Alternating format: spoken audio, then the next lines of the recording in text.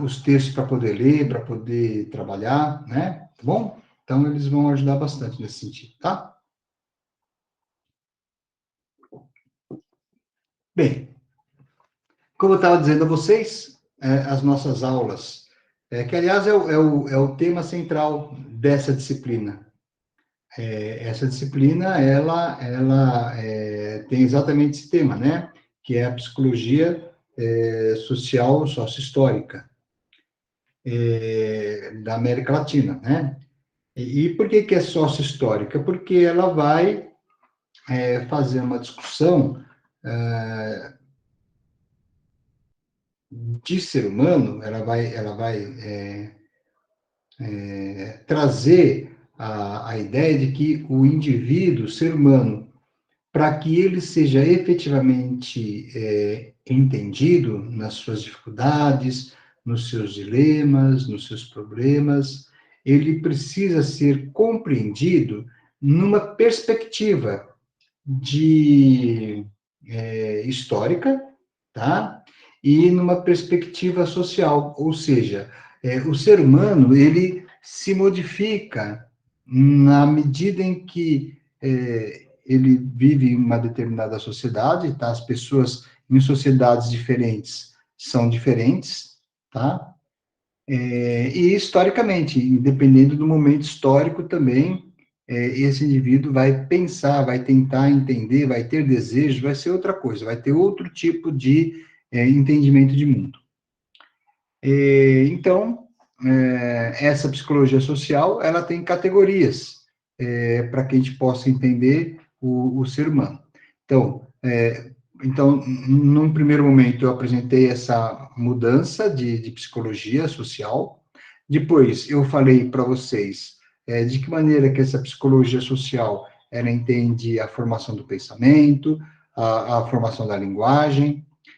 Na aula passada, eu falei da primeira categoria, nós temos 3 categorias. A primeira categoria é a consciência, a segunda categoria é a atividade, e a terceira categoria é a identidade. Então, nós já falamos da categoria que é consciência, hoje falarei a vocês a categoria atividade, e na próxima aula vamos discutir a terceira categoria, que é identidade. Ok? Então, eu vou começar a apresentação. No livro que eu comentei para vocês, O Homem em Movimento, esse tema, ele tem, o capítulo que vocês vão encontrar, está no livro com esse nome que eu dei para a aula, O Fazer e a Consciência, tá? Então, vocês podem procurar, do Vanderlei Codo, O Fazer e a Consciência, que é o texto de onde eu tirei a aula de hoje, tá bom? Então, vamos lá, vou começar a fazer a apresentação.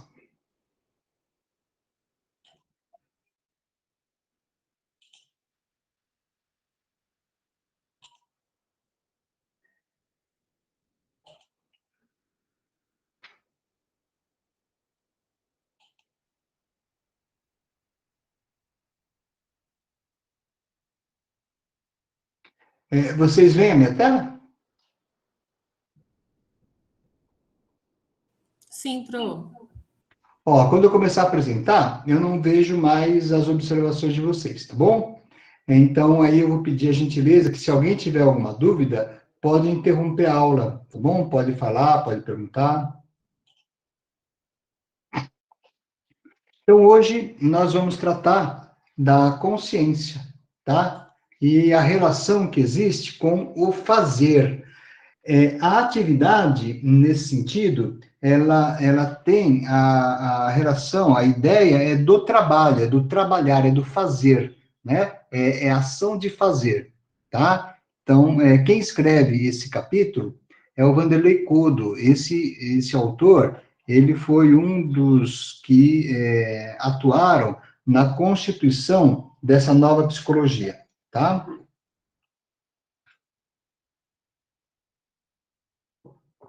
Bom, logo no começo do texto, o autor ele vai discutir, né, a maneira pela qual um organismo, seja ele qual for, ele vai transformar a energia que existe no meio ambiente, né? E vai se valer, ele vai se utilizar dessa energia, né? Para poder manter a sua própria estrutura, para poder manter a si mesmo. Então, ele vai dizer que há uma reciprocidade, tá? No texto, ele dá o exemplo de um rato. Ele fala o seguinte: olha, o rato, quando ele come o queijo, o que vai acontecer?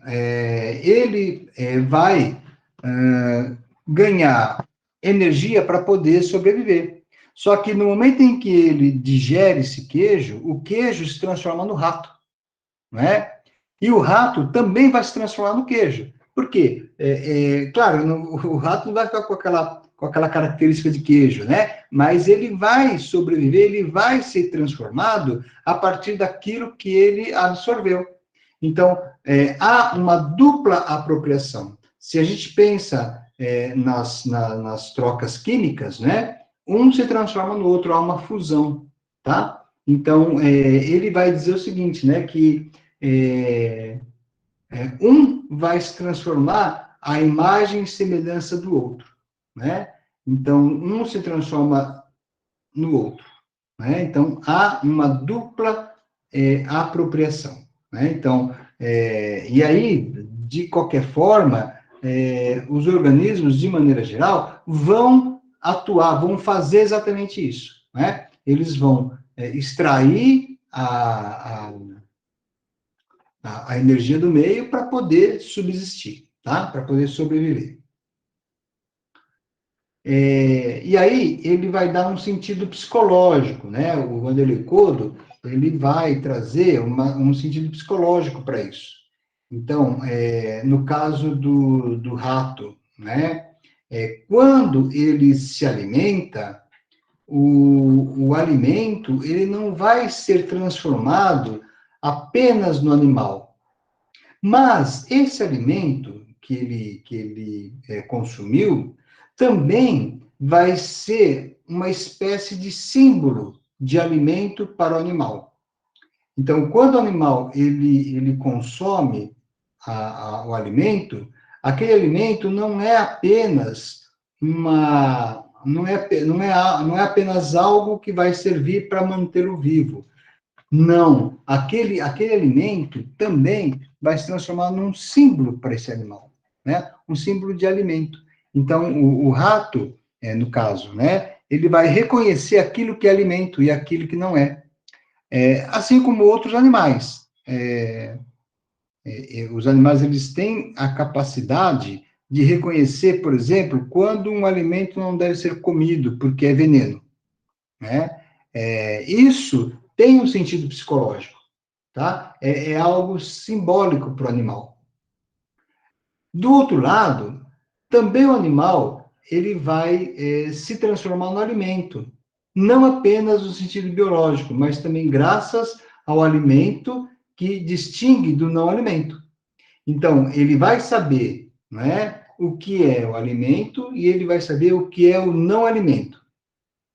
Então, por que que o rato ele come o queijo e não come uma pedra, por exemplo, né? Porque ele sabe distinguir. Então, esse é o aspecto psicológico do alimento para o rato, tá? Então, na medida em que esse rato ele consome esse alimento, então ele vai ter um sentido psicológico. Então, ele vai modificar sua percepção, ele vai enxergar, ele vai sentir o cheiro, ele vai sentir o tato, ele vai aprender efetivamente esse sentido psicológico que o determinado alimento possui. Então, a gente vai pensar na transformação da coisa, né? Tá? Então, a sobrevivência de qualquer organismo vai depender da sua capacidade de transformar o meio à sua imagem e semelhança, tá? E também de se transformar à imagem e semelhança do meio. Essa é a grande questão, né, que nós temos aí para poder pensar, tá? Existe uma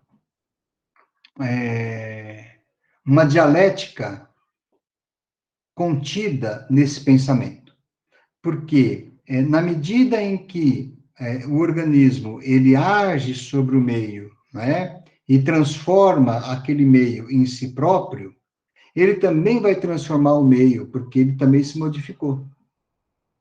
Então, existe, nesse sentido, né, essa transformação, tanto do organismo, que depende da sua capacidade de transformar o meio à sua imagem, como também de se transformar a imagem e semelhança do meio. Então, na medida em que ele vai sendo transformado, ele também transforma o meio, tá? Então, o Vanderlei Kodo, ele inicia as reflexões dele nessa perspectiva bem básica, porque a ideia do autor é mostrar que tudo isso é atividade. A ideia do Kodo é mostrar o quanto que toda essa atividade ela é importante para a constituição da subjetividade do próprio indivíduo como ser humano. Então, ele vai fazer a seguinte reflexão, né? A psicologia, portanto, ela se preocupa com os mecanismos de sobrevivência do organismo, em termos de percepção, de aprendizagem, de motivação. Então, o Vanderlei Kodo, ele vai já trazer essa noção para a gente, né? Ele vai destacar qual é o papel da psicologia nisso tudo. E ele vai dizer o seguinte: quando você conhece o animal, né, quando você sabe de que maneira ele sobrevive, você também vai saber como ele se comporta. Ou seja, você consegue prever o comportamento do animal. E aí, ele já apresenta o tema central do texto que ele escreve nesse livro. Ele vai dizer o seguinte: se a psicologia se preocupa com os mecanismos de sobrevivência do organismo, se ao conhecer a maneira como o animal sobrevive, eu sei como ele se comporta, veja, estou falando de comportamento, estou falando de ação. O Vanderlei Kodo vai dizer o seguinte: portanto, o objeto de estudo da psicologia é a relação do organismo com o meio, ou seja, o objeto da psicologia é o estudo da atividade do organismo. O objetivo da psicologia é estudar a atividade do organismo. É como esse organismo atua, como ele age. Então, notem que aqui ele está destacando a categoria atividade. E é a partir dessa categoria que a gente vai fazer essa discussão. Ele destaca um autor chamado Leontiev, que vai dizer o seguinte: os seres humanos, ao influir sobre o mundo exterior, o modificam. Com isso, se modificam também a si mesmos. Por isso, o que os homens são está determinado por sua atividade. Vejam só que reflexão importante é essa que ele traz para a gente, né? A afirmativa dele é a seguinte: toda vez que o indivíduo ele age sobre o meio ambiente, o que ele faz? Ele transforma. Se vocês observarem a nossa volta, tudo aquilo que nós vemos é obra da atuação do ser humano. Então, se você está aí na sua casa, no seu quarto, na sua sala, no seu escritório, e você vai observando a sua volta, você vai ver o quê? Você vai ver a ação do ser humano, né? Então, bom, só o fato de você estar dentro de casa no seu quarto, na sua sala, já mostra a ação do ser humano no mundo. Então, você está dentro de uma casa que foi construída por um ser humano. Então, se você está de frente ao computador, ao celular, ao tablet, assistindo essa aula, também você está de frente a algo que foi construído pelo ser humano. Se esse seu computador, se esse seu aparelho, tablet, computador, celular, estiver sobre uma mesa, também ele está sobre alguma coisa que foi construída pelo ser humano. Ou seja, o ambiente ele já está todo modificado por ação do ser humano. E aí, preste atenção, isso é importante. Por quê? As gerações que virem depois da gente vão encontrar um mundo que foi feito pelos indivíduos que vieram antes dele, inclusive nós. Então, tudo aquilo que nós estamos fazendo, na verdade, a nossa atividade, ela está construindo um mundo que vai fornecer subsídio para aqueles que virem depois aprender a partir disso que nós estamos deixando para eles. Notem, a geração, a minha geração, por exemplo, né, não conheceu o computador quando criança. Né? Quando a gente era criança, a gente nem sabia desse negócio de computador. Hoje não, né? Hoje em dia, as crianças, elas já conhecem computador, conhecem celular. Na minha época, essa coisa de celular é uma coisa que nem passava pela cabeça a possibilidade de existir. Eu me lembro que tinha um filme que a gente gostava de assistir na época, naquela televisão, sabe? Aquela televisão que tinha cheio de chuvisco, né? Televisão de tubo. Na época que eu era criança, era isso que tinha, né? Tinha um seriado que a gente, que era criança, gostava de assistir, que era o Agente 86, né? E aí ele tinha lá os equipamentos dele, porque ele era um espião, né? Então ele tinha os equipamentos dele, e eu lembro que ele tinha um sapato que era um telefone. Então ele telefonava pelo sapato, né? Hoje a gente faz isso, né? Tem o celular, mas na época não. Aquilo para a gente era uma coisa bizarra, uma coisa que não tinha não tinha a menor chance de existir, né? Ele tinha os relógios também, né? Que ele falava pelo relógio. Então hoje isso tudo é possível, tá? Então, a criança que nasce depois de todo esse aparato, toda essa transformação, ela vai ter uma maneira de perceber, ela vai ter uma maneira de ver o mundo, tá? Por quê? Porque é um mundo que foi transformado. Eu, por exemplo, que sou de outra geração, eu não teria o entendimento que as pessoas que foram de gerações posteriores têm a respeito do mundo. Então, tem gente que, quando nasceu, a televisão já tinha como um equipamento obrigatório o controle remoto. Na minha época, não. Na minha época não existia isso, tá? Ou seja, a ideia que eu tinha de televisão era outra coisa, porque eu estava vivendo num momento diferente, tá? Então, na medida em que a humanidade ela foi se desenvolvendo, foi se aprimorando, foi construindo mais coisas, foi transformando o mundo, as pessoas que vêm e vê esse mundo transformado vão pensar de maneira diferente. Se há 200 anos atrás eu falasse a palavra carro, provavelmente a ideia que as pessoas teriam na cabeça era algo parecido com uma carroça, com um carro de boi, né? Hoje não, né? Hoje, se eu falo carro, a ideia que nós temos é de um automóvel, tá? Por quê? Porque o mundo que nós habitamos hoje nos dá pistas diferentes, nos dá condições objetivas diferentes daquelas que eram dadas para aquelas pessoas que viveram 200 anos atrás. Então, por isso que é importante que vocês tenham essa clareza. Então, os seres humanos, eles influem sobre o mundo, eles modificam o mundo, tá? Ele vai modificando e a gente vai tendo cada vez mais mudança, tá? Só que, ao mesmo tempo, ele também se modifica, tá? Então, o ser humano, ele modifica o mundo e também vai se modificando, tá? Por isso que Nós estamos falando de modificação, nós estamos falando do quê? De ação, nós estamos falando de trabalho, de atividade. Daí que o Vanderlei Codo vai concluir dessa maneira. Por isso, o que os homens são está determinado por sua atividade. E é muito interessante isso, né? Porque até em termos de identidade, quando a gente vai conhecer alguma pessoa, não é raro perguntarmos o que ela faz, né? E aí, o que você faz da vida? Por quê? Porque, para a gente, o que a pessoa faz se relaciona diretamente com aquilo que a pessoa é. Então, tem isso, né? Ou seja, nesse sentido, também o Vanderlei Codo, ele está correto, né?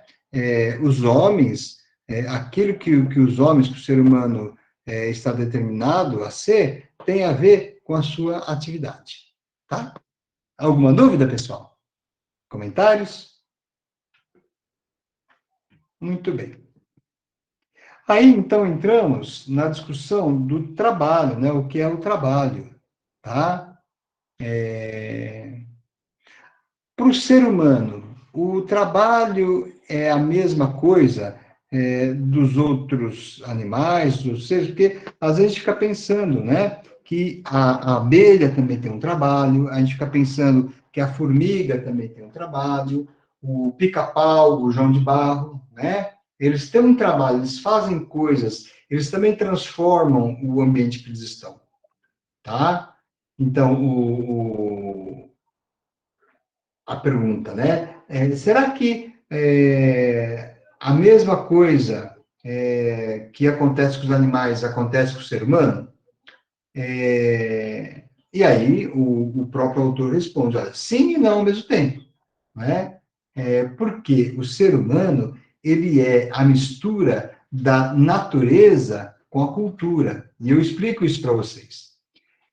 O ser humano, para ele ser um ser humano, ele depende da cultura, ele depende da sociedade, tá?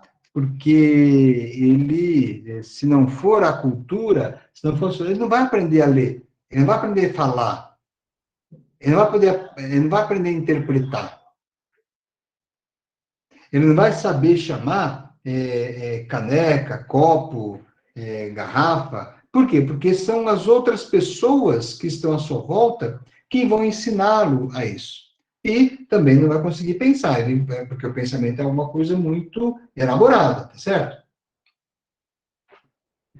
Então ele precisa é, conhecer essas várias ideias para poder constituir, para poder montar um pensamento, né? Então, o ser humano, é importante que vocês tenham essa clareza, tá? O ser humano, ele ele é o produto, tá?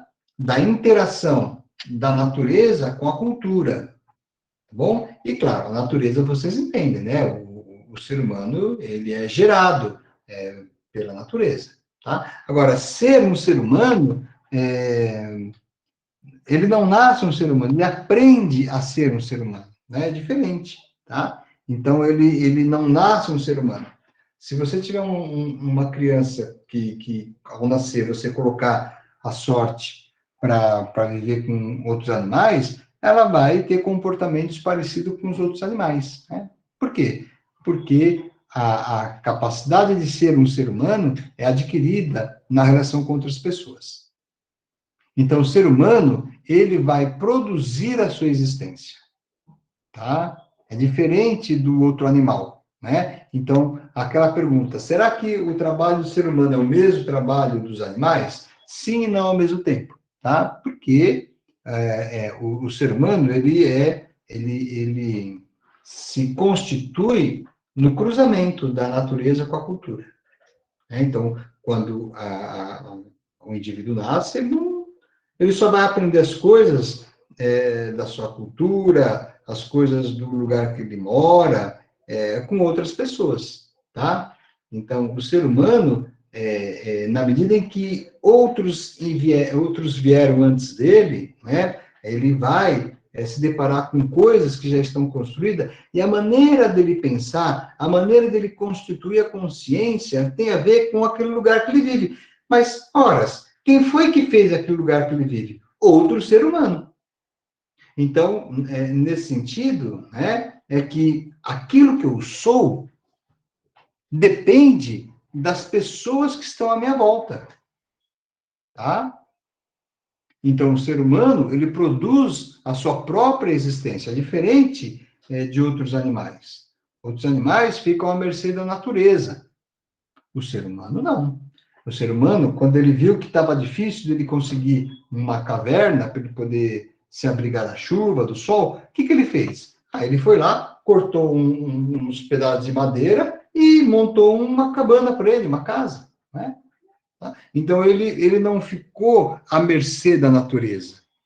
Tá? Então, ele vai produzir a sua existência, ele vai produzir a sua segurança. Tá? E quando ele faz isso, vejam só, imagina que quando esse indivíduo que inventou a casa, não foi assim, tá? Mas vamos supor que tivesse sido. O camarada inventou a casa.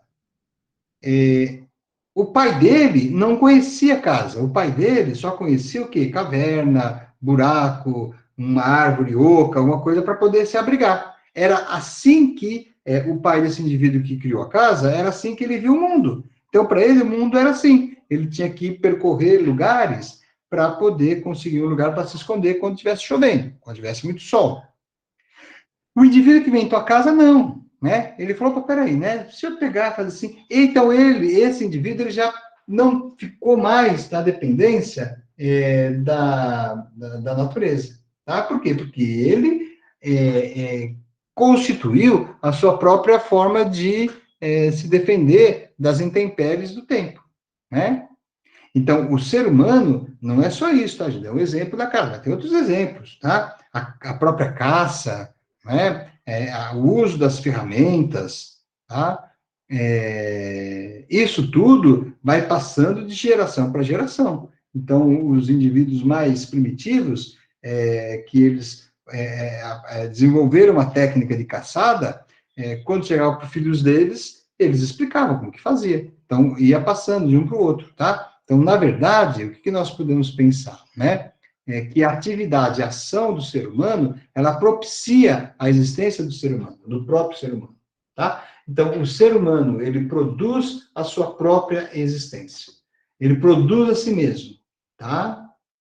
E para isso, para ele produzir a si mesmo, ele depende dos outros, né, gente? Isso é interessante a gente pensar. Porque aquilo que eu sou depende do que os outros me ensinaram. Então, o papel do outro na minha formação é muito importante, tá? É muito importante. Então, psicologicamente falando, né, é a ação do outro que vai transformar aquilo que eu acredito, que eu penso, que eu vejo, nas minhas crenças, nas minhas potencialidades, nas minhas frustrações. Tudo isso tem a ver com as pessoas que estão à minha volta, tá? Então, isso vai ocorrendo, né? Porque tem esse elemento. Um vai produzindo o outro. Então, se você tem lá pessoas que vivem juntas numa comunidade, o que uma pessoa faz interfere na vida da outra, e o que aquela outra pessoa faz vai interferir na vida dessa uma, né? E assim por diante. Então, não é de uma única mão, é uma via que não tem uma mão só, né? Tem duas, tá? Vai e volta. Bom?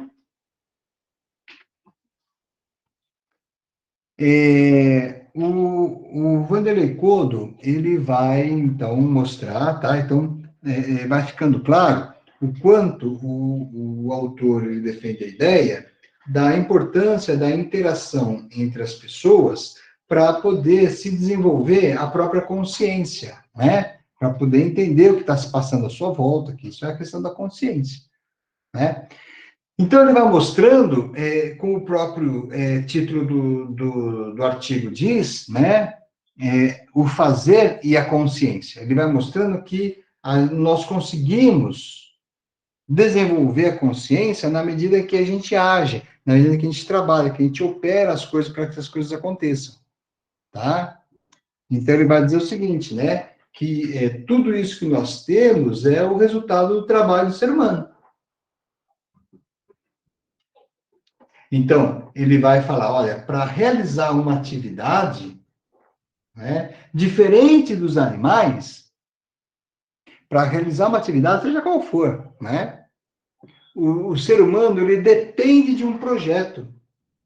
A formiga, não. A abelha, quem mais que a gente falou?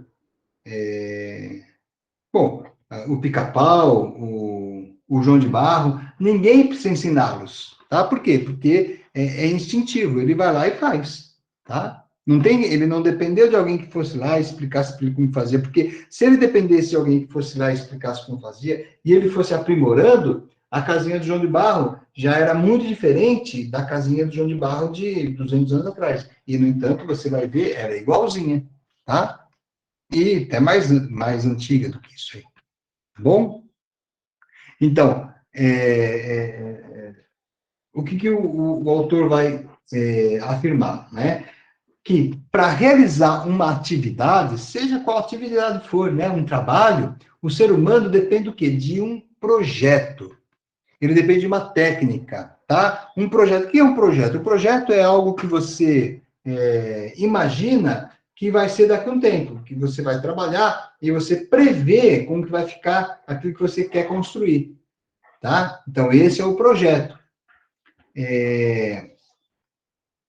E para isso, ele vai depender de uma outra pessoa, né?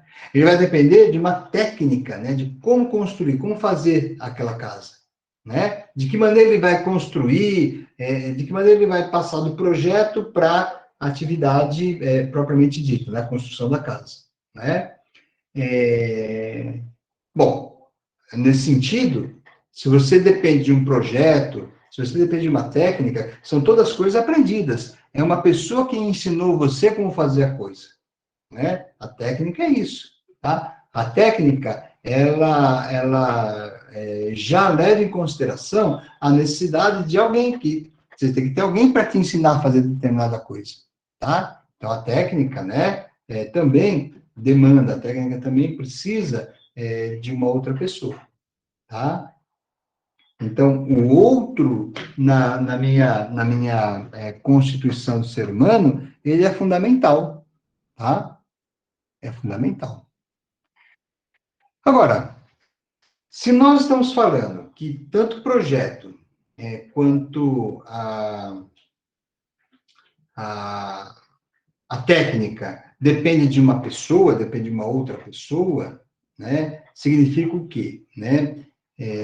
Que existe necessariamente uma divisão de trabalho aí, né? Porque quando você tem uma equipe trabalhando, um grupo, cada qual fazendo alguma coisa, né? Isso é uma divisão de trabalho. E o Vanderlei Codro, ele faz a distinção, né? Ele fala que vai haver uma divisão de trabalho transversal e longitudinal. E aí que é um problema, né? Porque a gente tem que saber o que seria esse trabalho transversal e trabalho longitudinal. Então, primeiro, né, a gente pensar que para o Vanderlei Codro, o trabalho, a atividade, ela é o objeto da própria psicologia, tá? Primeira coisa. Bom, se é o objeto da psicologia, temos que estudar, temos que ver como que a coisa funciona, né? Então, ele vai falar, ó, depende de uma divisão de trabalho, tá? Longitudinal e transversal. Vamos tentar entender o que seria essa divisão de trabalho transversal e longitudinal, né? Bom, vamos pensar então no que é trabalho. Trabalho é a ação do ser humano no mundo transformando esse mundo de acordo com as suas necessidades e interesses. Então, eu vou fazer uma casa, eu vou agir sobre o mundo, então eu vou fazer uma casa para poder me abrigar. Então, eu estou falando de alguma coisa que eu preciso, tá? Só que, na medida que eu vou fazendo, que eu vou ampliando, eu vou gostando da coisa, eu falo, nossa, essa casa ficou muito legal, né?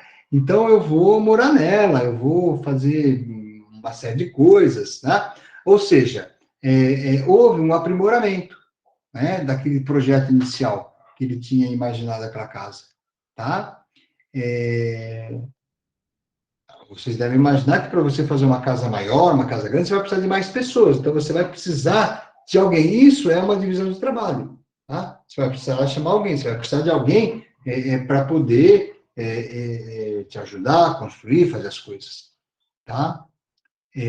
Então, por isso que ele fala, né? Para que eu consiga estabelecer um projeto de técnica, né? Um projeto, uma técnica, eu tenho que depender de uma outra pessoa, né? Então, eu vou chamar uma outra pessoa para poder fazer comigo, né? Algo que sozinho eu não consigo, tá? Até a própria ideia do projeto, né? Se vocês pensarem, né? Bom, um projeto, ele faz o quê? Ele vai servir de planejamento, né? Por meio do projeto, eu tenho condições de saber quais são os recursos que eu vou ter, quais são as dificuldades que eu vou passar, eu estou sempre olhando o projeto, ele vai nortear também, né?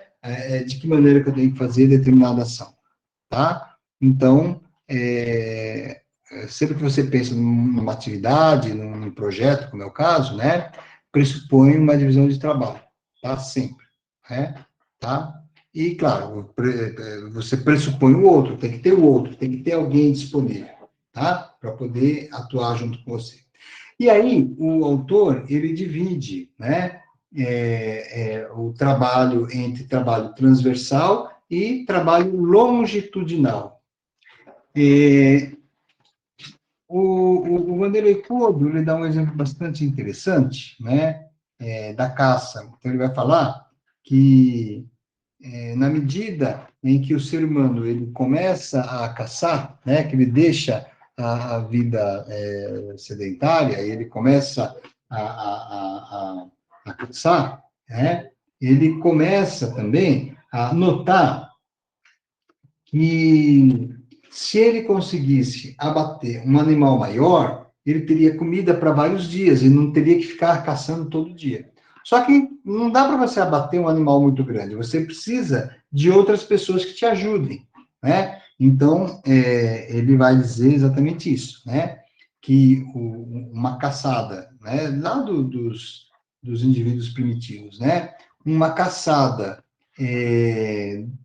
se fosse uma caçada de um animal muito grande, esse grupo já ia desenvolvendo determinadas técnicas, né, determinadas formas de se dividir para poder abater aquela caça. Então, você tinha lá algumas pessoas que espantavam a caça, outras pessoas que abatiam, né, a caça, outras pessoas ainda que cuidavam da aldeia, ou seja, o que ele está falando, né? Ele está falando de uma divisão de trabalho transversal. Cada um tem a sua habilidade, cada um vai fazer alguma coisa para conseguir chegar no resultado final. Ou seja, você está falando de um trabalho que é dividido, tem uma divisão de trabalho, que seria essa divisão transversal, tá? Deu para entender?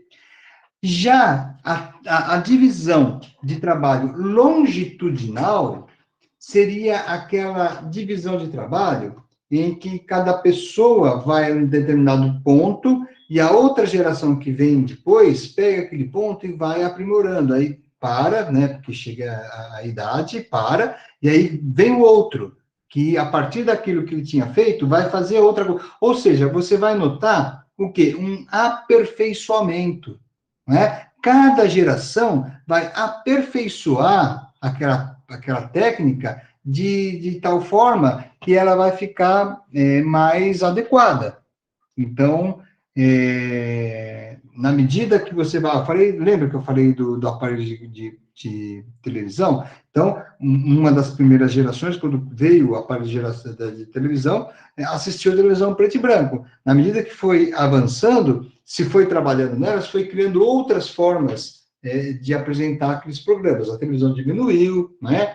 Antigamente era um caixotão grande, diminuiu, aí foi acrescentado as cores, foi acrescentado o controle remoto, tá? Então, ou seja, você tem uma divisão de trabalho longitudinal. Quando você vai na loja e vê uma televisão, você vai entender que aquela televisão é o resultado de uma divisão de trabalho longitudinal, de tal forma que cada geração aperfeiçoa uma parte da técnica. Então, na medida que o tempo vai passando, essa técnica ela fica cada vez melhor, tá? Ela fica cada vez mais aperfeiçoada.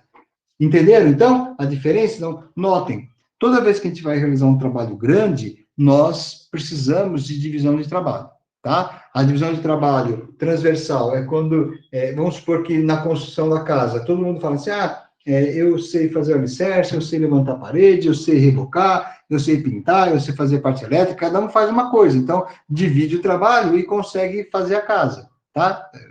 Imagina uma pessoa só fazendo tudo isso, ela não ia dar conta. Então, na divisão transversal, isso significa exatamente isso, tá? No momento em que a tarefa está acontecendo, as pessoas, cada qual vai fazer alguma coisa. E na divisão de trabalho longitudinal, nós estamos falando do quê? De uma transformação do trabalho no transcorrer do tempo, tá? Então, cada geração vai aperfeiçoar melhor aquela determinada técnica. Tá bom? Alguma dúvida, gente? Alguém gostaria de fazer algum comentário? Tá tudo certo? Tudo ok?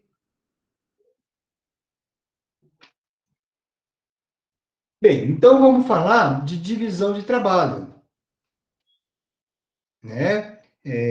O que seria essa divisão de trabalho? Tá? A divisão de trabalho vai atravessar, ela vai permear a linguagem, ela vai permear os instrumentos, vai permear o pensamento, a consciência. Então, a divisão de trabalho, ela vai passar por tudo, né? Tá? O alimento que se transformou no ser humano e vice-versa. Então, além das sensações, a apropriação da natureza produz ação do ser humano, movimento dos braços, mãos, boca. O alimento fornece um significado ao gesto, uma finalidade. Então, o alimento, né, que se transformou no ser humano e vice-versa, tem um significado, ele ele tem uma finalidade não só de alimentar, mas também de produzir um efeito psicológico, tá? Tudo bem? Então, nesse sentido, você vai ter uma apropriação, né? Então, dessa forma, né, você vai ter cada vez mais o ser humano se apropriando. E isso, né, ele vai conseguir fazer isso, por quê? Porque o alimento se transformou, né, no ser humano. Só que esse alimento, lembra que eu falei? Ele é o resultado de um projeto. Antes de você plantar a maçã, vem na sua cabeça a ideia da maçã, na imagem, ou um termo, né? Então, quando você fala, vou plantar maçã, você já está planejando, você já está realizando um projeto, tá? Então, esse projeto é que vai ser compartilhado, né? Você não faz um projeto, você não aprende a fazer um projeto sozinho. Os demais vão te ensinando, tá?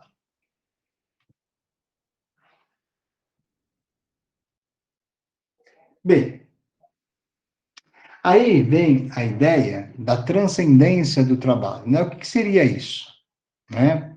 Então, vamos pensar o seguinte, ao plantar, o ser humano, ele modifica para si o meio externo. O mundo vai ficando com a cara do indivíduo, tá? E dessa maneira, colocado a serviço dele. Antes de plantar, é o que eu disse para vocês, a maçã, o fruto, já existia na consciência do indivíduo, tá? Muito embora não existisse na natureza. Então, o fruto, por meio do ser humano, se torna transcendente, né? Ele eterniza no plantio, ele vai se eternizar no plantio. E aí, o Vanderlei Couto também vai chamar atenção para uma coisa bastante importante que muitas vezes a gente acaba negligenciando, que são os instrumentos de trabalho, né? Tá? Aí, né, tem a citação do Marx, que vai dizer o seguinte: meio de trabalho é uma coisa ou um conjunto de coisas que o homem interpõe entre ele e o objeto de seu trabalho como condutor de seu trabalho. Tá? Isso que seria o meio de trabalho. O instrumento é mediador, acaba sendo uma extensão do ser humano, tá? Então, o instrumento, ele é mediador entre o ser humano e a sua história. Então, o ser humano, né, é pronto e acabado, né?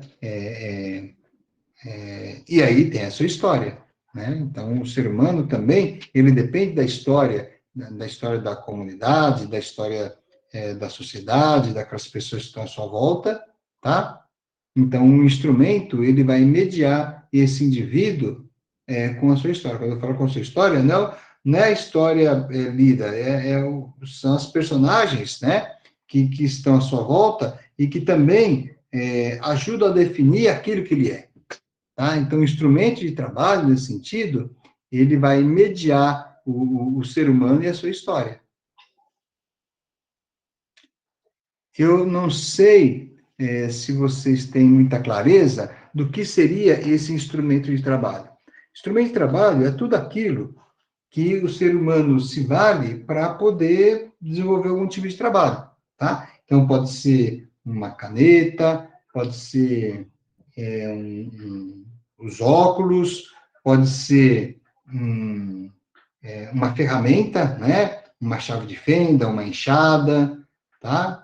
Ou seja, esse instrumento, ele vai pressupor uma ação, né? Que não foi feita, né? É um projeto, é algo que está para vir, é algo que está planejada, tá?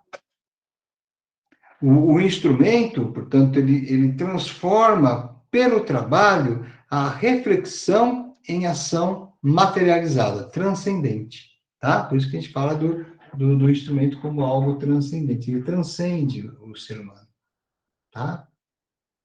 Ok?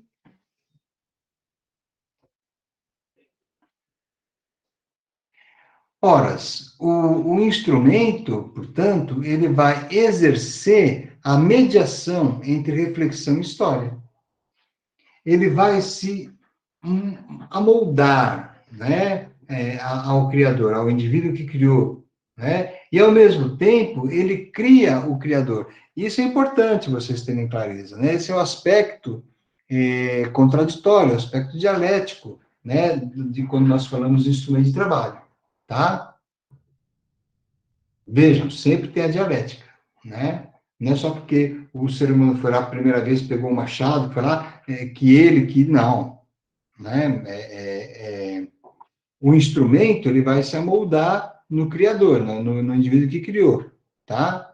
E, ao mesmo tempo, né, ele vai imortalizar aquele gesto. Tá? Então, ele vai bater, ele vai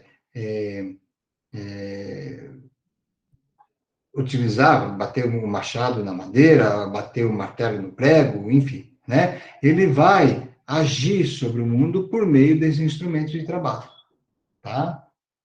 Então, por isso que o Vanderlei Code vai dizer que o instrumento, ele representa o ser humano individual e a própria história da humanidade, porque as pessoas, elas vão se constituindo, né? Tá certo? Então, uma vai aprendendo com a outra, ok? E quando se trata de atividade, quando se trata de trabalho, de ação transformadora do ser humano no mundo, nós estamos falando de instrumento, tá bom? Então, é importante que vocês tenham clareza da importância, né, do instrumento de trabalho e também da abstração, tá? Que são dois elementos fundamentais para a constituição do ser humano, né? Os instrumentos de trabalho e a abstração. Então, por meio do instrumento de trabalho, o ser humano ele transforma a vida das outras pessoas e é transformado por ele. Esse é um ponto que eu trouxe para vocês logo no começo, tá? Então, ou seja, o indivíduo ele age sobre o mundo e recebe as consequências da sua ação, tá? Então, por meio, e é importante que vocês entendam isso, o trabalho para o ser humano é sempre realizado pelo instrumento. Sempre tem um instrumento que vai ser utilizado por esse indivíduo para ele poder produzir essas modificações, tá? Então, o que ele vai chamar atenção? Por fato de que o instrumento é produtor e produto do quê? Da abstração, né? A capacidade de você abstrair. Então, o conceito duro ou o conceito mole é um reflexo da interação entre dois objetos de densidade diferente, tá? Então, quando ele bate na árvore com o machado, o ser humano interage com esses dois conceitos, né? Certo? O conceito, quais seriam esses conceitos, né? Seria a ideia de duro ou mole, né? Saber se está duro, se está mole, porque quem vai dar essa informação é o machado, né? É o machado que está batendo. No momento em que o machado entra em contato com a árvore, né? Vai sentir se é madeira dura, se é uma madeira mole, né? Tá? Então, por meio do instrumento, que vai ocorrer essa mediação. Tá? E aí ele vai, nesse sentido, poder experimentar o que ele imagina com relação a esse conceito de duro, mole, e outras coisas mais. Tá? Tá bom? Alguma dúvida, pessoal?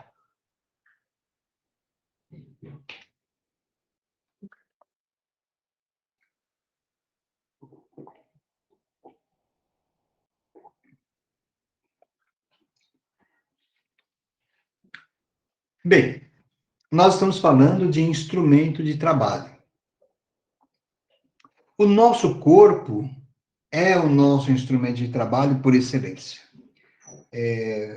A ação sobre o mundo se dá por meio das mãos, tá? Então, eu vou lá, eu faço, eu produzo mudanças, eu modifico as coisas, mas não só as minhas mãos vão fazer isso também. Tem um outro instrumento que nós utilizamos com muita frequência, que é a palavra, né? Então, a palavra é um instrumento de intervenção do ser humano no universo. O uso de instrumentos realiza o quê? Uma volta completa, né? Promove a consciência, tá? Então, na medida que essa consciência é um produto, né? Ela também vai produzir a consciência que fez com que ela existisse. Olha só, tá? Nós sempre precisamos pensar numa perspectiva dialética. É sempre a dialética que nos ajuda a ter essa compreensão, não é? O instrumento, portanto, né, ao utilizar um instrumento de trabalho, né, o ser humano ele vai sair da sua condição de animal, né, tá? Então ele vai ser alguém, ele vai se transcender, né? Tá? Então, isso é obra do instrumento. Por quê? Porque é um instrumento que vai colocar o ser humano em contato com o seu trabalho. Né? E nós vimos lá atrás a importância do trabalho. Né? O quanto que o trabalho, a atividade é importante para o indivíduo.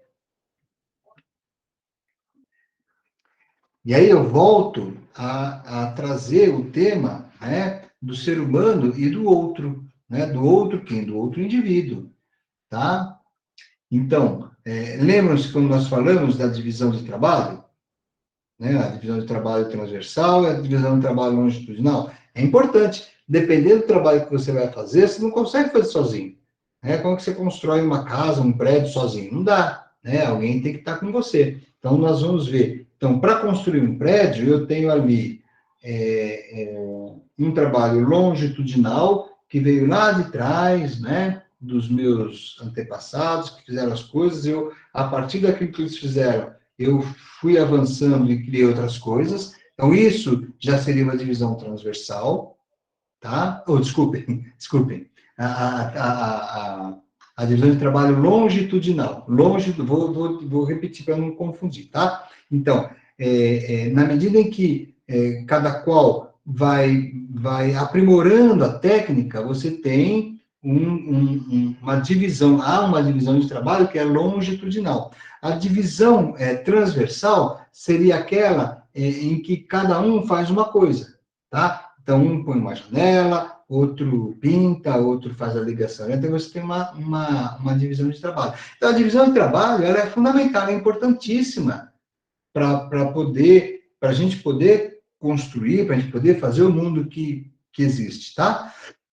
Então, vocês têm que guardar isso, né? A divisão de trabalho, ela é importante. Ela une e separa as pessoas ao mesmo tempo, tá? Por quê? Quando é que ela vai unir? Ela vai unir a pessoa, né? No projeto, tá? Então, na elaboração, na feitura do projeto, as pessoas estão juntas, né? Tá? Agora, na ação, na prática, na execução daquele projeto, o que você vai ter? Você vai ter no projeto une, mas na execução você vai ter uma separação, tá? Então, você vai ter o trabalho dividido. Então, o ideal é esse, que une no projeto, mas que divide, né, o trabalho se divide na medida em que ele vai sendo constituído desse jeito aí. Tá bom? Ok? Então, é preciso que os seres humanos estejam ligados entre si pelo produto do seu trabalho, para que eles possam sobreviver. Então, isso é importante ter essa clareza. Então, os seres humanos, os indivíduos, vão se ligando, né, pelo produto do seu trabalho. E aí eles vão sobreviver. Ok? Alguma dúvida, gente? Tá dando para entender? Vocês estão entendendo de que maneira que todas essas transformações, essas mudanças, elas são importantes para constituir a própria consciência? Tá? Sim. Isso que é importante entender. Ok? Sim, professor. Não, pode falar. Não, só disse que estava indo tudo bem. Estou prestando atenção. Joia, Obrigada. Tá certo, ok. O importante, né, gente, porque nós estamos tratando da segunda categoria, tá? Então é importante que vocês tenham essa clareza, tá? Entendam exatamente o significado dela, tá bom? Aí nós vamos ter essa dialética, de novo, né, gente? Porque essa teoria que nós estamos estudando, né, a psicologia social sócio-histórica, ela compartilha de uma fundamentação dialética, né? Ela se vale da dialética para poder entender essas contradições que existem na formação da sociedade, na formação do ser humano. E aqui, ela traz novamente, né, a ideia da união-separação. Ela vai dizer que essa dialética união e separação, que ao mesmo tempo ela une no projeto e separa na realização, né? Ele vai dizer que essa união e separação é fundamental para a gente poder tomar consciência, tá? Ele usa até um exemplo, né, dizendo que é a caça que instrui o ser humano a força do golpe que ele precisa dar para poder abater a caça.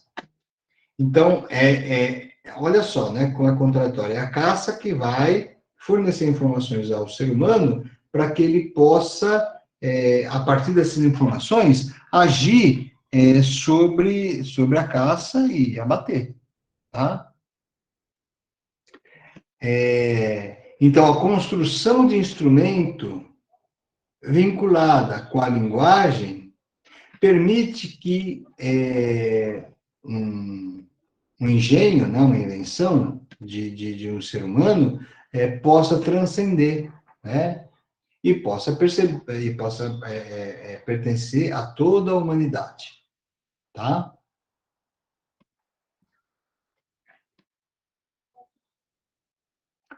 Bem, aí a gente chega no ponto, né, de fazer a intersecção, porque nós falamos de consciência, agora nós estamos falando de atividade, né? como é que essas coisas elas vão se juntar? Bom, o Vanderlei Coder, ele afirma o seguinte, que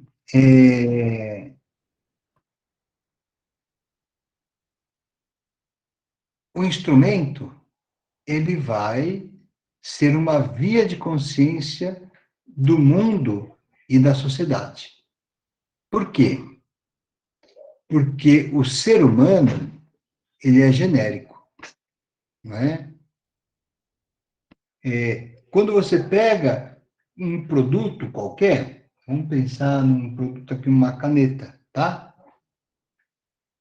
Se você pega um objeto como esse, vocês vão concordar comigo que esse objeto, ele é o resultado do trabalho do ser humano, não dá na árvore, enfim, é um objeto que foi fabricado por um ser humano, né?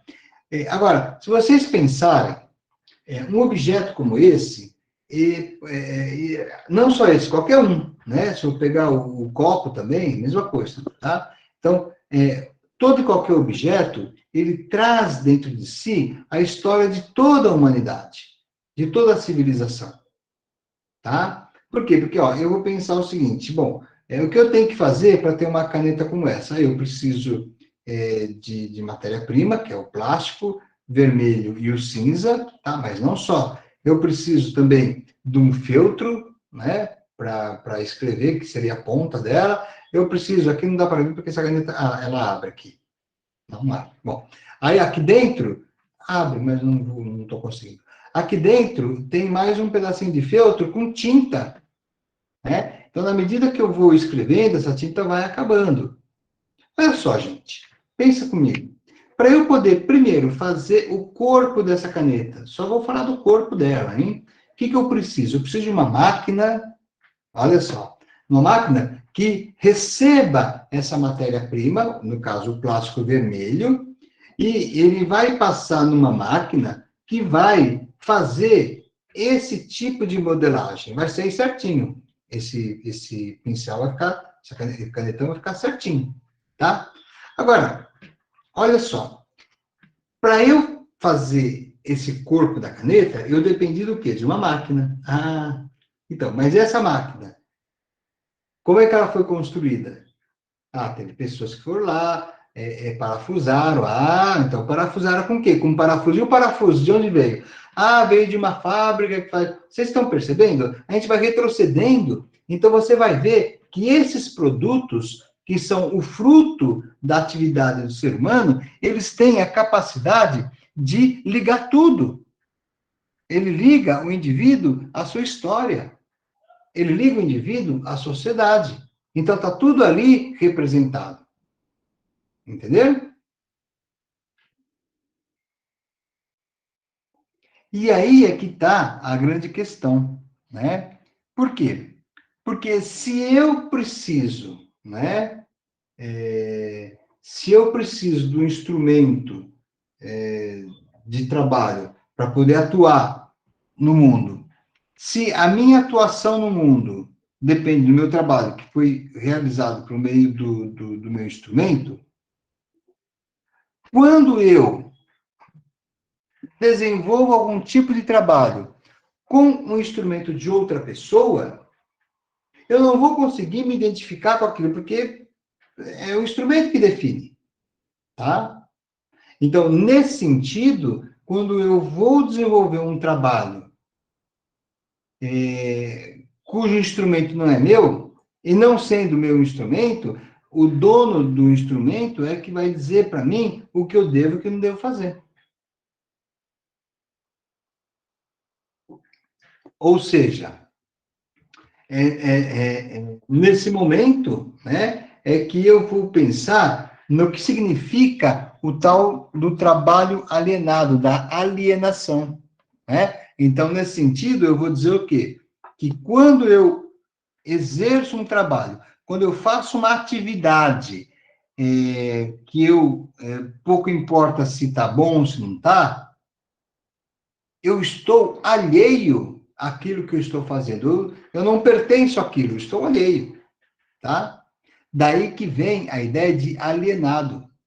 Alienado de alheio. Então, a pessoa fica alheia E por quê? Porque quando você faz alguma coisa com a qual você se identifica, né? Quando você constrói uma coisa, quando você faz algo que você fala, puxa vida, né?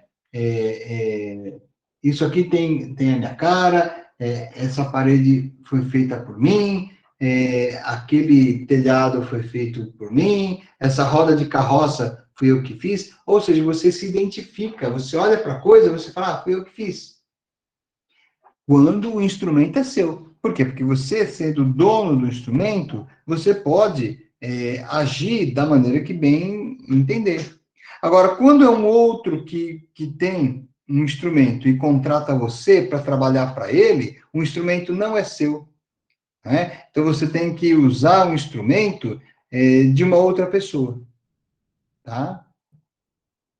Então, nesse sentido, o que você fizer, você não tem nada a ver com aquilo, você está alheio àquilo que está sendo feito. Daí a ideia de alienado, tá? Então, você está alheio. Aquilo tudo não te pertence, então você não tem nada a ver com aquilo.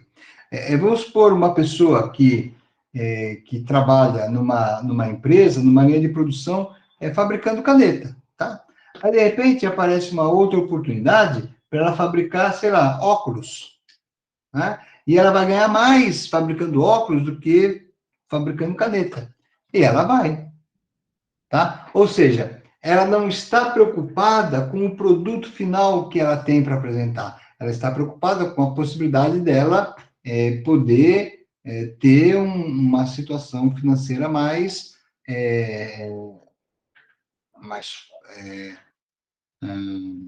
folgada, não é folgada que eu quero dizer, uma situação financeira um pouco mais confortável, né? Tá? Isso quando, efetivamente, a pessoa tem que trabalhar naquilo que ela nem suporta, mas ela precisa para pagar suas contas, né? Não dá para simplesmente falar, fechar os olhos para as contas e falar, não tem nada a ver, né? Então, nesse momento, quando a pessoa está agindo, quando ela está trabalhando com um instrumento que não é seu, fazendo algo com o qual ela não se identifica, nós estamos falando do trabalho alienado. E aí, meu povo, dá para a gente poder imaginar, né, na nossa sociedade, quantas pessoas estão envolvidas no trabalho alienado, né? Pessoas que fazem coisas que não gostam, fazem coisas que não querem fazer, mas são obrigadas a fazer, tá? Isso é um trabalho alienado, ou seja, a pessoa ela está alheia a tudo aquilo que está acontecendo, tá certo? É isso, pessoal, que eu preparei para poder discutir com vocês hoje. Gostaria de ouvir os comentários e as dúvidas.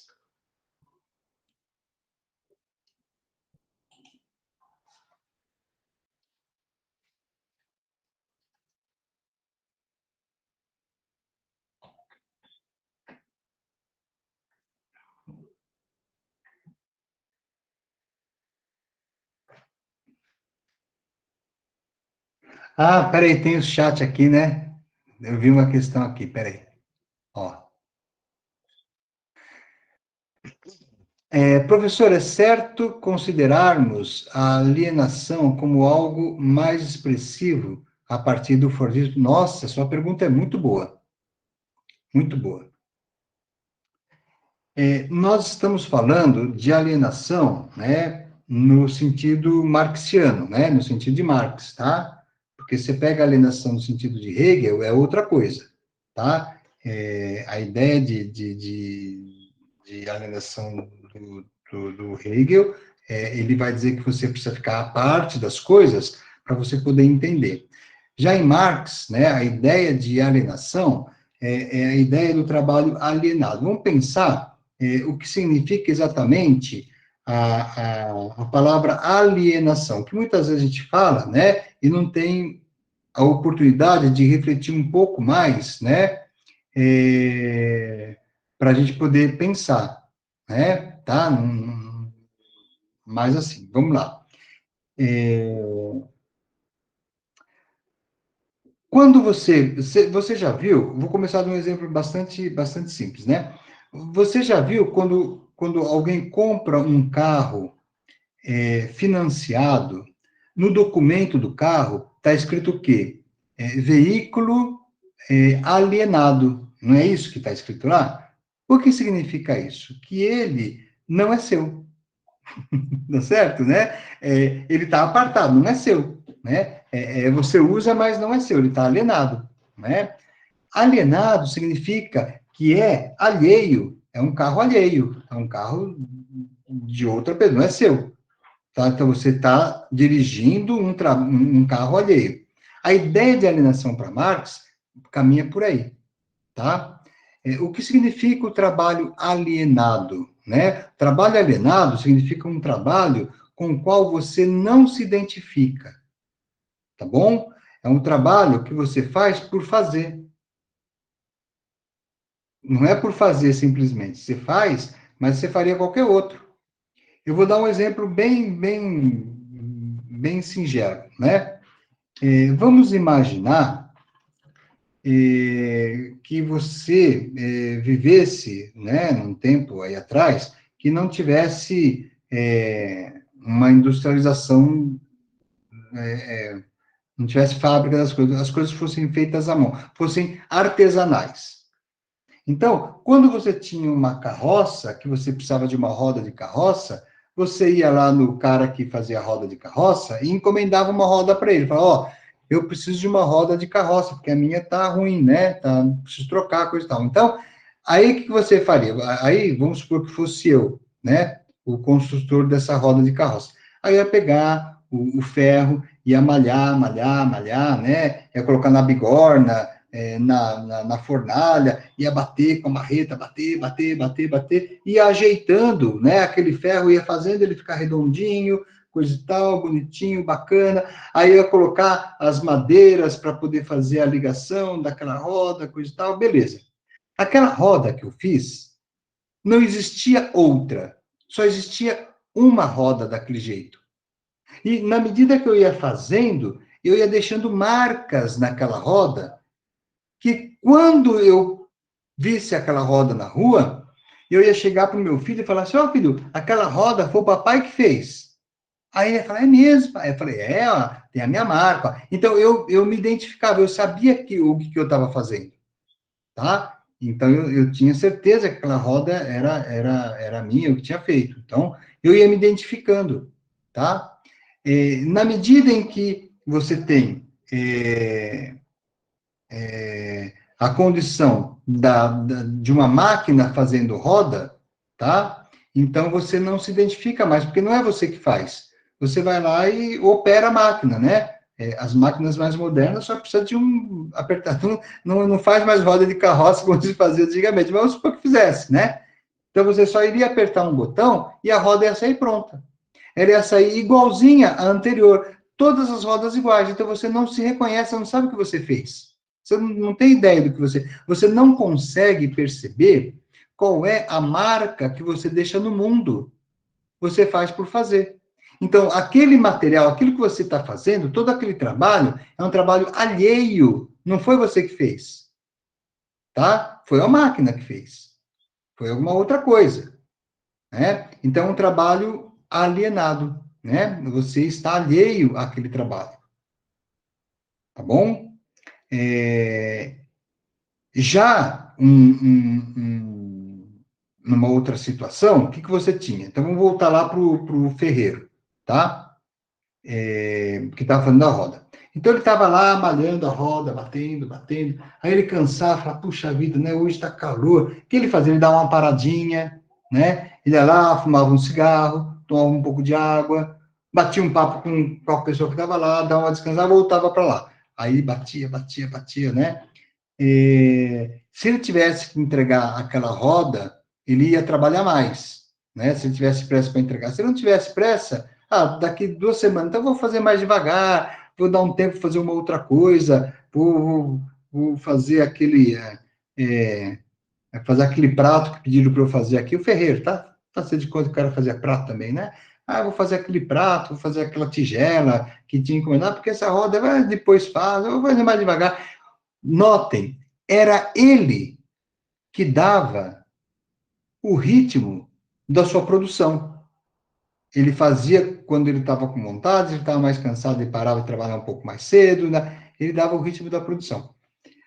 Com o advento das linhas de produção, né? isso já começa a deixar de existir, tá? Isso começa a deixar de existir. Por quê? Porque, primeiro, antes até da linha de produção, você tem e aí a ideia do Fordismo, né, que o colega trouxe, né, você tem a ideia, né, da divisão de trabalho, de você fazer a- uma parte só da sua produção. O que deu um grande avanço na construção dos carros da Ford foi exatamente essa possibilidade de fazer peças separadas, né? Então, você fazia uma roda igual a outra, porque você tinha o que eles chamam de intercambiabilidade das peças. Então, é por isso que o pessoal não fala. Vocês já viram quando a gente vai se referir a Ford, quando a gente vai se referir à Volkswagen, a Chevrolet, a GM, no caso, né, a Scania, nós não falamos fábrica de carros, já viram isso? Como que a gente se refere? A gente se refere a montadoras. Elas apenas montam os carros, né? Por quê? Porque as peças são intercambiáveis, elas são feitas, né, em outros lugares. As pessoas fazem pedaços do carro e nem vê como que esse carro vai acabar no final das contas, né? Eu trabalhei numa empresa em Diadema que fazia lanterna de carros, né? Primeiro trabalho que eu tive, fazia lanterna. Então, era interessante porque você via o pedaço do carro, mas você não fazia ideia de onde era aquele pedaço, né? Você ficava imaginando, né? Trabalhava quando ia ter lançamento de carro, a gente trabalhava naqueles produtos, e a gente fazia a mínima ideia do que era aquilo, né? Eu só sabia, falava, lanterna do Passat, Passat da minha época ainda, Passat, Brasília, né? Voyage, daquele antigo, Fusca. Então, fazia essas coisas, né? Então, sabia, ó, mas eles não faziam ideia de onde era. Era um pedaço de carro que tinha lá. E depois isso seguia para a montadora. É a montadora que ia montar. Então, vocês percebem? Isso é um trabalho alienado, né? A gente não sabe, a gente não se apropria daquilo que a gente está fazendo, tá? Então, toda vez que você está numa condição como essa, né? Você está num trabalho alienado, tá? Então, com certeza, Fabiano, né? Pensar na questão do Fordismo, né? Você vai efetivamente intensificar esse trabalho alienado, que já existia o trabalho alienado, né? Mas o Fordismo, ele vem intensificar essa questão do trabalho alienado, tá? Então, nesse sentido, a sua observação está bem correta, né? Tá? Não sei se responde, né? Mas são formas, né, das coisas irem se intensificando, né? E agora, né, nós temos o toyotismo, né, que é uma intensificação ainda maior, né, dessa questão da alienação do trabalho, né? O toyotismo, ele entra e acaba aprofundando ainda mais essa questão, né? Porque ele elimina, inclusive, a possibilidade de você se perceber, né? Just in time, exatamente, né? Tá? O 5S, né, que o pessoal traz para poder desenvolver uma produção maior, né? E vai afastando a pessoa do seu produto, daquilo que ela faz, né? Então, você não se reconhece. Então, entendam, a ideia de alienação vem de estar alheio, né? Então, o trabalho alienado é um trabalho alheio. Você faz e, né, para você aquilo tanto faz, né? Tá certo? Você trabalha num caixa de supermercado, aí você recebe, que é um trabalho alienado, né? E aí você trabalha num caixa de supermercado, você recebe a proposta para trabalhar, sei lá, na linha de produção da Volkswagen, você vai porque você vai ganhar mais. Mas não é porque você se identifica com aquele trabalho, porque você vai ganhar mais. Então, a ideia é essa, né? Você transformar o trabalho, que é uma coisa importante, você lembra que a gente falou da atividade? Né? Que é algo importante para o ser humano, você transformar o trabalho alienado, vai transformar aquilo que você fazia, né, numa mera possibilidade de você se manter vivo, né, tá? Para poder, no outro dia, levantar e trabalhar de novo, né? Então, esse é o trabalho alienado, tá bom? Fabiana, hoje o tema foi denso, né? É legal. Ó, faz o seguinte, esse texto eu vou colocar aqui, ó, o nome do texto, tá? É o mesmo, tá? Mas eu vou pôr aqui, eu coloco aqui para vocês poderem pegar lá, eu coloquei o livro que eu coloquei lá se chama O Homem, não, peraí, o livro chama Psicologia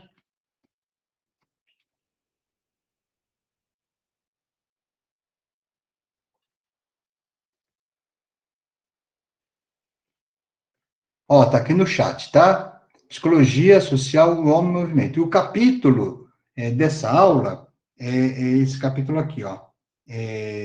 O fazer e a consciência.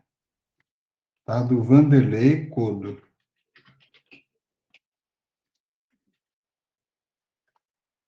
Tá? Então, Fabiana, dá uma lida nesse capítulo, né? Que vai te ajudar, né? É denso, né? São temas densos, mas que nos ajudam a entender mais, né? Essa nossa condição que nós vivemos na atualidade, tá? Precisamos, né? Precisamos aumentar a nossa capacidade de compreensão das coisas. Precisamos melhorar a nossa consciência, tá bom? E as leituras, as aulas, as reflexões nos ajudam nesse sentido, tá bom? Mais alguma dúvida?